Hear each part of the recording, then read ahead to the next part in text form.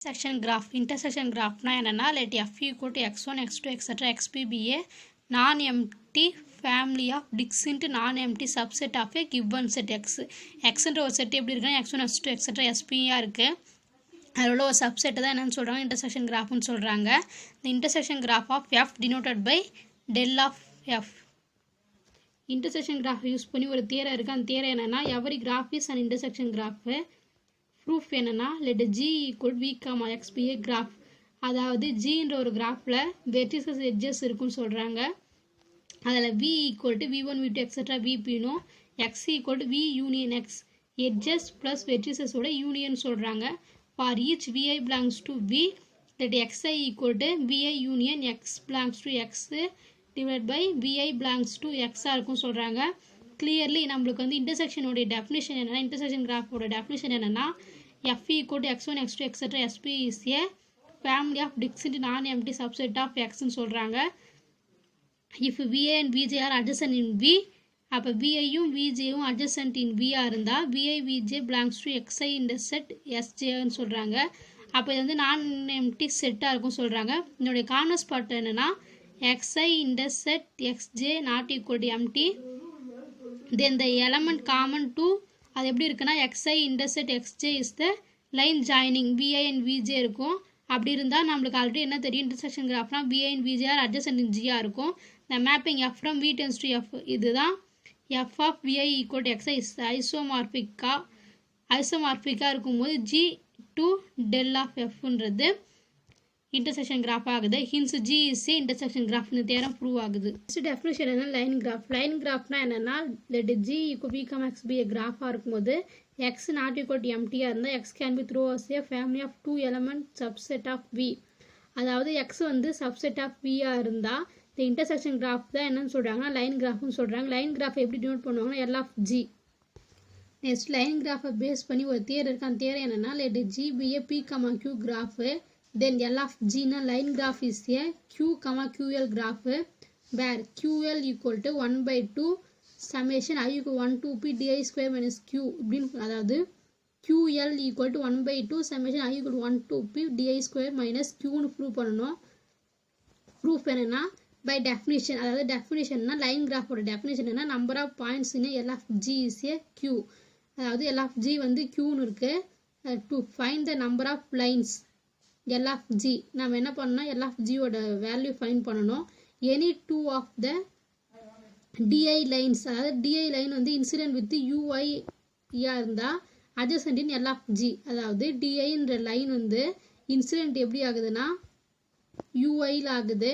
அது வந்து எப்படி இருக்கும்னா adjacent in L of G ஆ இருக்கும். L of G ன்னா line graph of G அப்படி கிடைக்கும்போது என்ன கிடைக்கும்னா di into di minus 1 divided by 2 கிடைக்கும். அப்ப நம்மளோட q of l ஓட வேல்யூ ஃபைண்ட் பண்ண q of l equal to summation I equal to 1 to p di into di minus 1 divided by 2 இருக்கு.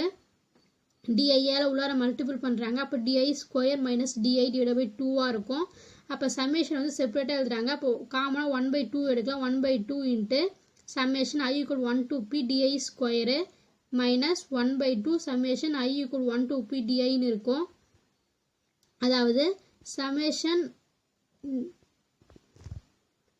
I equal 1 to p di என்ற value எப்படி இருக்குன்னா 2q formula இருக்கு. அதாவது 2q னா எப்படி வரும்னா இங்க ஒரு தேரம் யூஸ் பண்றாங்க. அந்த தேரம் என்னன்னா அதாவது summation I equal to degree of vi ஓட வேல்யூ என்று 2q. தேரம் என்னன்னா the sum of the degree of the point of a graph G வந்து is twice the number of lines. அதாவது twice number of lines இருந்தா summation I degree of vi equal to 2q ன்னு கிடைக்கும். அதே value தான் இங்க apply பண்றதால தான் என்ன ஆகுதுன்னா 2q ன்ற வேல்யூ கிடைக்குது. அப்ப இந்த 2 கேன்சல் q மட்டும் தான் இருக்கும். நமக்கு கொடுத்திருக்க வேல்யூ வந்து நம்ம என்ன பண்றோம்னா ql equal to 1 by 2 summation I equal to 1 to p di square minus q சொல்லிட்டு ப்ரூவ் ஆகுது இந்த தேரம். நெக்ஸ்ட் டெஃபினிஷன் என்ன மேட்ரிக்ஸ். மேட்ரிக்ஸ் என்னன்னா அட்ஜசன்ட் மேட்ரிக்ஸ் தான் ஃபர்ஸ்ட் பார்க்க போறோம். அட்ஜசன்ட் மேட்ரிக்ஸ்னா let g equal v, x be a p, q கிராஃப்னு சொல்றாங்க.